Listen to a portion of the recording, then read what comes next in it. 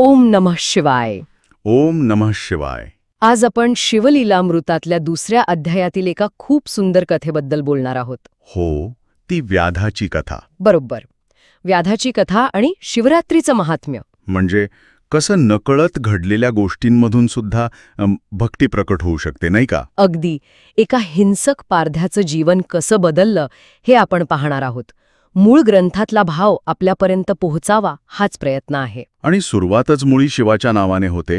म्हणजे शिवलीलामृतात जसं म्हटले, शिवाचं नाव कसंही घ्या. हो. हसताना घ्या, चेष्टेत घ्या किंवा अगदी नकळत जरी मुखी आलं तरी ते परिणाम करतं. जसं परिसाचा स्पर्श. बरोबर. लोखंडाचं सोनं होतं तसं. आणि त्यात परत शिवरात्रीचा दिवस. त्या दिवसाचं महत्त्व तर खूपच वेगळं सांगितलंय. हो ना. उपवास, जागरण आणि विशेष म्हणजे बेलाची पानं. नकळत जरी ती अर्पण झाली तरी हजारो जन्मांची पापं जातात असं म्हणतात. तर ही कथा घडते विंध्याद्री पर्वतावर. तिथे एक पारधी होता, म्हणजे व्याध. खूप निर्दयी, हिंसक असं वर्णन आहे त्याचं. हो. तर शिवरात्रीच्या दिवशी तो शिकारीला निघाला आणि वाटेत त्याला एक शिवमंदिर लागलं. अच्छा. तिथे लोक पूजा करत होते, कीर्तन चालू होतं. ते बघून तो हसला, लोकांना वेड्यात काढलं. म्हणाला, काय दगडात देव बघताय? पण गंमत बघा. काय? हे बोलता बोलता नकळत त्याच्या तोंडून शिव हर हर असं काहीतरी निघालं आणि सहजच मंदिराला एक प्रदक्षिणा पण झाली. अरे वा, नकळतच घडलं सगळं. हो. आणि मग तो गेला पुढे घनदाट जंगलात. शिकारीसाठी. हो.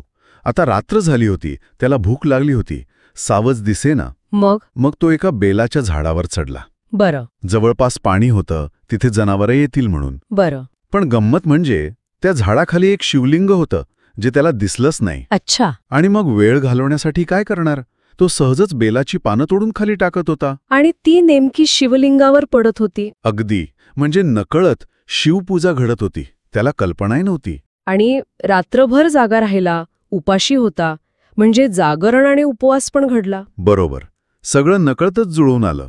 मग रात्रीच्या पहिल्या प्रहरी काय झालं? एक हरणी आली पाणी प्यायला.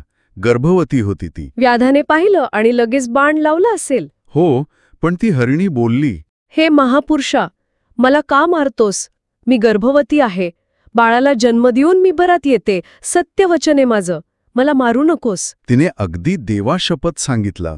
अनेक पापांची शपथ घेतली की मी परत येईन. वेद न शिकलेल्या ब्राह्मणाचं पातक, कृतज्ञाचं पातक, अशा शपथा घेतल्या तिने. हो. आणि त्या सत्य बोलण्याने, त्या शपथीने व्याधाचं मन थोडं द्रवलं. म्हणजे त्या क्रूर माणसाचं सुद्धा. हो. त्यालाही कुठेतरी वाटलं की ही खरं बोलतीये.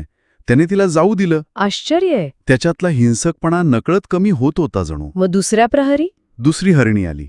ती म्हणाली, मला माझ्या पतीला भेटून येऊ दे. व्याधा, मला फक्त पतीला भेटू दे. मी परत येईन. नाही आले तर देवळं पाडणाऱ्याचं पातक, गुरुनिंदा करणाऱ्याचं पातक मला लागो.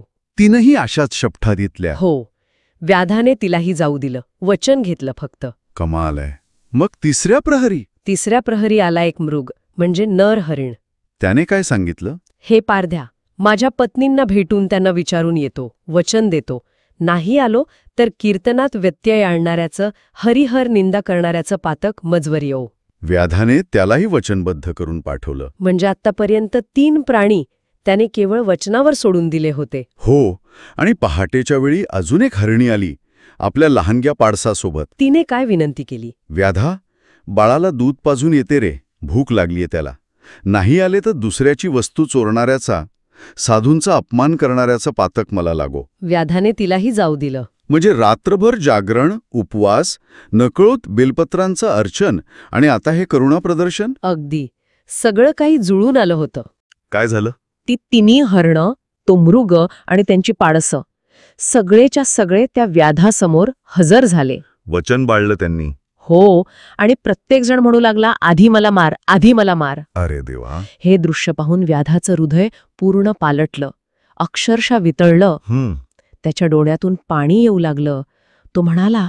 काय म्हणाला तो? म्हणाला, अरे तुम्ही पशु नाही, तुम्ही माझे गुरु आहात. तुमच्या सत्यवचनामुळे, तुमच्यामुळे माझं पाप नाहीसं झालं. काय विलक्षण क्षण असेल तो. आणि त्याच वेळी म्हणतात की शिवाचं एक दिव्य विमान तिथे आलं. खरंच? हो. आणि त्या विमानातून दूत उतरले. त्यांनी त्या व्याधाला आणि त्या सर्व मृगांना दिव्य देह दिले. आणि मग ते सगळे शिवलोकी गेले. काय अद्भुत कथा आहे ही. म्हणजे नकळत घडलेल्या कर्माचं किती मोठं फळ. बरोबर. यातून हेच दिसतं की बाह्य कर्मकांडांपेक्षाही मनातली कळकळ, सत्यवचनाचं पालन आणि नकळत का होईना घडलेली भक्ती किती महत्वाची ठरते. आणि करुणासुद्धा, त्यांनी जी दया दाखवली त्या प्राण्यांवर. अगदी. करुणा आणि सत्य या 2 गोष्टींमुळेच त्याचं परिवर्तन झालं. त्याने पूजा नाही केली, व्रत नाही केलं, पण त्याच्या हातून नकळच उपवास, जागरण, अर्चन घडलं आणि महत्वाचं म्हणजे सत्य आणि करुणेचा अनुभव आला. खरंय. म्हणजे हेतू शुद्ध नसला तरी कधीकधी नकळत घडलेल्या चांगल्या गोष्टीचं फळ मिळतं. नक्कीच. शिवनाम आणि शिवरात्रीचं महात्म्य हे असंच अगाध आहे. आजच्या या चिंतनातून हाच बोध मिळतो की अंतःकरण महत्वाचं. जाता जाता एक विचार येतो मनात, आपल्याही नकळत आपल्या एखाद्या छोट्या कृतीने किंवा शब्दाने कुणाच्या आयुष्यात चांगला बदल झाला असेल का? किंवा आपल्या बाबतीत असं कधी घडलंय का की नकळत काहीतरी चांगलं घडलं आणि त्याचं फळ मिळालं? विचार करण्यासारखा मुद्दा आहे. नक्कीच. ओम नमः शिवाय. ओम नमः शिवाय.